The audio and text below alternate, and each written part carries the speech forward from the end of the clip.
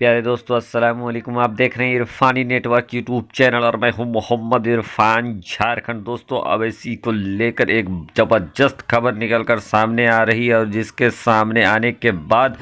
अवैसी के खिलाफ जो लोग खड़े हैं उनके पैरों के नीचे ज़मीन हिलती हुई नज़र आ रही है। जी हाँ दोस्तों,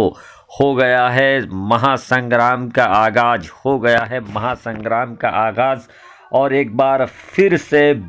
सियासत के आईपीएल में चौके छक्के लगाने के लिए एक कोरोना काल के बाद फिर से बैरिस्टर असदुद्दीन ओवैसी पूरी तरीके से फिट होकर आ गए हैं। कदम रख दिया है बिहार के चुनावी समर में। क्या है पूरी खबर दोस्तों, आगे हम आपको बताने वाले हैं। उससे पहले आपसे रिक्वेस्ट करना चाहेंगे, अगर आप भी बैरिस्टर असदुद्दीन ओवैसी को गरीबों का मसीहा मानते हैं, अगर आप भी असदुद्दीन ओवैसी को बिहार का एक विकल्प मानते हैं, अगर आप भी असदुद्दीन ओवैसी को बिहार में एक बड़ी ताकत के रूप में देख रहे हैं, तो जल्दी से इस वीडियो को आप लाइक कर दे, साथ ही साथ मेरे यूट्यूब चैनल इरफानी नेटवर्क को सब्सक्राइब कर ले और बेल के बटन को ऑन कर दे ताकि आने वाला हर वीडियो सबसे पहले आप तक पहुंच सके। दोस्तों, जैसा कि आप लोगों को मालूम है कि कोरोना की वजह से जहां पूरी दुनिया एक तरीके से दब गई थी, पूरे दुनिया में एक तरीके से चुनाव का शोर थम गया था, हर तरफ हर खुशियां, हर बड़े इवेंट में पाबंदी लग गई थी, लेकिन कोरोना के लंबे लॉकडाउन के बाद बिहार में चुनावी बिगुल फूंकते ही जो बिहार के रन बाकुरे हैं वो मैदान में जिस तरीके से आईपीएल का आगाज़ अभी हुआ है उसी तरीके से चुनावी आईपीएल के आगाज़ करते हुए अपने अपने रन बाकुरे मैदान में पूरे तंदुरुस्ती के साथ, चुस्ती फुर्ती के साथ डट गए हैं। दोस्तों, बिहार से बड़ी खबर ये निकलकर सामने आ रही है कि बैरिस्टर असदुद्दीन ओवैसी अपने तमाम तैयारियों के साथ बिहार में आ धमके हैं और उनकी मेगा एंट्री हो चुकी है बिहार के सरजमीन में, बिहार के धरती में। दोस्तों, जैसा कि आप लोगों को मालूम है कि जब झारखंड के अंदर बैरिस्टर असदुद्दीन ओवैसी पहली बार आए थे, उस समय बैरिस्टर असदुद्दीन ओवैसी का वो मेगा इस्तकबाल हुआ था, वो अजीमुस्शान इस्तकबाल हुआ था, वो शहंशाही काफिला निकला था बैरिस्टर असदुद्दीन ओवैसी के कि जिसने भी असदुद्दीन ओवैसी का काफिला देखा, जिसने भी असदुद्दीन ओवैसी के दीवानों का हुजूम, बड़ा सा भीड़ देखा, सबके आंखें फटी की फटी रह गई। सब हैरान में पड़ गए कि एक इंसान जो पहली बार झारखंड के सरजमीन में कदम रख रहा है, लेकिन पहली बार आते ही लोगों का इतना बड़ा हुजूम कैसे जुट गया। साथ ही साथ बैरिस्टर असदुद्दीन ओवैसी का जो रांची में इस्तकबाल हुआ था दोस्तों, उसको देखकर ये कयास लगाए जाने लगे थे कि बैरिस्टर असदुद्दीन ओवैसी आने वाले वक्त में बिहार और झारखंड के अंदर एक बड़ी शक्ति के रूप में उठ सकते हैं और लोगों के लिए एक नई विकल्प के तौर पर खड़े हो सकते हैं। दोस्तों, चूंकि अब बिहार में चुनाव आ गया है, झारखंड के चुनाव में चूंकि पहले ही चुनाव था, तो पहले ही चुनाव शायद बड़ी बड़ी पार्टियां का इतिहास रखा है कि पहले चुनाव में वो जीतते नहीं हैं, अपने किस्मत को जरूर आजमाते हैं, लेकिन इस बार पूरी तैयारी के साथ बिहार में आ धमके हैं बैरिस्टर असदुद्दीन ओवैसी और गालिबन ये असदुद्दीन ओवैसी का बिहार के अंदर सेकंड चुनाव है और इस बार पूरे नियोजित तरीके से पूरे मंत्रणा और गठबंधन को सुदृढ़ करने के बाद और कोरोना में लंबे समय से आराम करने के बाद सभी नेताओं को कुछ करने को मिला है और ऐसे में बैरिस्टर असदुद्दीन जो लगातार कोरोना काल में भी गरीबों के लिए राहत सामग्री का बंटवारा कर रहे थे, गरीबों की मदद बढ़ चढ़ कर रहे थे और हमेशा एक्टिव नजर आए थे। ऐसे में बिहार के इस चुनावी समर में असदुद्दीन ओवैसी का बिहार की धरती में ये मेगा आगमन हो चुका है। दोस्तों, आप देख सकते हैं कि जिस तरीके से इनको झारखंड में सपोर्ट मिला था, जिस तरीके से रांची के अंदर असदुद्दीन ओवैसी का इस्तकबाल किया गया था, जिस तरीके से झारखंड के अंदर लोगों के हुजूम उमड़ पड़े थे बैरिस्टर असदुद्दीन ओवैसी को सपोर्ट करने के लिए, उससे ये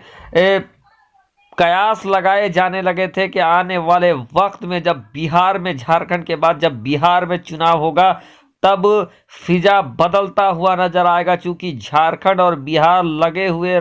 स्टेट है और यहाँ और वहाँ के लोग एक जैसे ही हैं। ऐसे में अब की बार बिहार में क्या असदुद्दीन ओवैसी बाहर ला पाएंगे? क्या असदुद्दीन ओवैसी तमाम समीकरणों को धराशायी करने में सफल रहेंगे? ये आने वाले वक्त में तय जरूर हो जाएगा। लेकिन दोस्तों, असदुद्दीन ओवैसी के बिहार में एंट्री करते ही सियासत में एक तरीके से भूचाल आ गया है और असदुद्दीन ओवैसी भी पूरी तरीके से फिट फाइन होकर जो हित साधना है, जो लोगों को अपने तरफ कन्विंस करना है, उसमें काफ़ी हद तक कामयाब नज़र होते हुए आ रहे हैं। दोस्तों, बैरिस्टर असदुद्दीन, जैसा आप लोगों को मालूम है कि असदुद्दीन ओवैसी की पार्टी ने किशनगंज में पिछले चुनाव में एक भारी और एक बहुत बड़ा कामयाबी हासिल किया था और उसके बाद से बिहार के अंदर ओवैसी के पार्टी जमीनी स्तर पे धीरे धीरे अपनी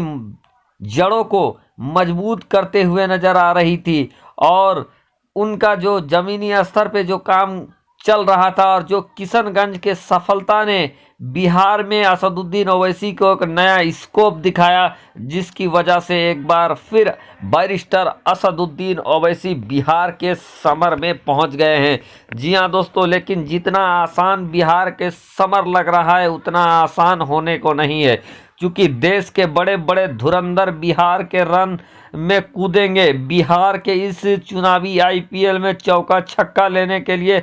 सभी हेलमेट और बल्ले लेकर तैयार हैं। क्योंकि कोरोना काल में बहुत सारे और देश भर के नेता बैठे हुए थे, तो ऐसे में सभी नेताओं का एक टास्क मिल जाएगा, एक काम मिल जाएगा कि वो अपने अपने रण कौशल को बिहार के अंदर दिखाए। और यूं भी बिहार में जहां दो तीन पार्टियां काफ़ी मजबूत और त्रिशंकु पार्टियां नजर आती है, भारतीय जनता पार्टी जो कि मोदी जी की पार्टी है, वो भी बिहार में उनका भी अस्तित्व और उनका भी आंकड़ा धीरे धीरे फिट होता नजर आ रहा है। वहीं जदयू, जो पहले ही कई मौक़ों पर जदयू का वर्तमान में भी नीतीश कुमार जो कि जदयू के हैं, जो सीएम की कुर्सी पर काबिज हैं और सुशासन बाबू का तमगा उनके ऊपर लगा हुआ है, लेकिन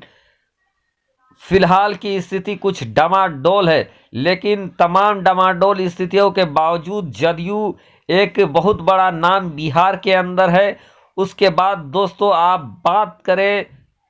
लालू के लाल, जिन्होंने पिछले ही चुनाव में किया था कमाल और बहुत भारी सीट, गालिबन 80 सीट जीता था राष्ट्रीय जनता दल ने। तो राष्ट्रीय जनता दल को बिहार के अंदर कतई भी दरकिनार नहीं किया जाएगा। तो जहां एक पार्टी मजबूत होता है, दो पार्टी मजबूत होता है, लेकिन बिहार के अंदर में तीन तीन ऐसी पार्टियां हैं जो बहुत भारी बहुमत अपने तरफ खींचने में सफल हो सकती है। तो ऐसे में जहां पहले से बिहार के अंदर त्रिशंकु है, ऐसे में जहां तीन बहुत बड़ी बड़ी पार्टियां मौजूद है, तीनों अपने दम में सरकार बनाने में दक्ष पार्टियां मौजूद है, उसके अलावा भी कांग्रेस और लोक जनशक्ति पार्टी भी वहीं पे मौजूद है। और ऐसे में असदुद्दीन ओवैसी का बिहार के समर में उतरना कुछ अनोखा हो सकता है। दोस्तों, इन तमाम बड़े बड़े नेताओं के होने के बावजूद बैरिस्टर असदुद्दीन ओवैसी की दहाड़ आपको सुनाई देगी और निश्चित तौर पर सुनाई देगी, क्योंकि बैरिस्टर असदुद्दीन ओवैसी उस शेर का नाम है जो जंगल में जब उतर जाए, चुनावी समर में जब उतर जाए, तो उनकी दहाड़ और उनके मुद्दे अलग ही होते हैं और वो हजारों में भी अपनी चमक बिखेरने में कामयाब हो जाते हैं। तो दोस्तों, आपको क्या लगता है कि इस बार बैरिस्टर असदुद्दीन ओवैसी के बिहार के समर में उतरने से बिहार का सियासी समीकरण बदल सकता है? आपकी क्या राय है? और बिहार के अंदर असदुद्दीन ओवैसी कितने कामयाब होंगे और किसके लिए कामयाब होंगे? क्या बैरिस्टर असदुद्दीन ओवैसी कुछ अनोखा करने वाले हैं बिहार के अंदर? आपकी क्या प्रतिक्रिया है दोस्तों? आप अपनी प्रतिक्रिया हमें जरूर दें, साथ ही साथ बेल के बटन को ऑन कर दें और ऑल नोटिफिकेशन के ऑप्शन को दबा लें। फकत आपका छोटा भाई मोहम्मद इरफान, झारखंड।